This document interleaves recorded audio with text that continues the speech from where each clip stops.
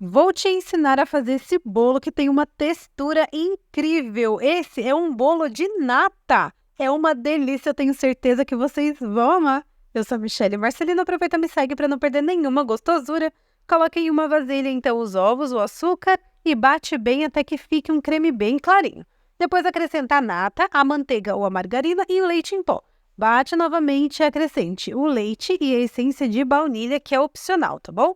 Depois de bem batidinho, vamos colocar também o amido de milho e a farinha de trigo. Bate bem até que a massa fique bem homogênea e, por último, coloque uma colher de sopa de fermento químico de bolo. Aí é só terminar de bater, só para misturar o fermento, coloque em uma forma untada e enfarinhada e leva no forno pré-aquecido a 180 graus por mais ou menos uns 45 minutinhos. Polvilhe o leite em pó para decorar e olha que bolo incrível que a gente fez. Bom apetite!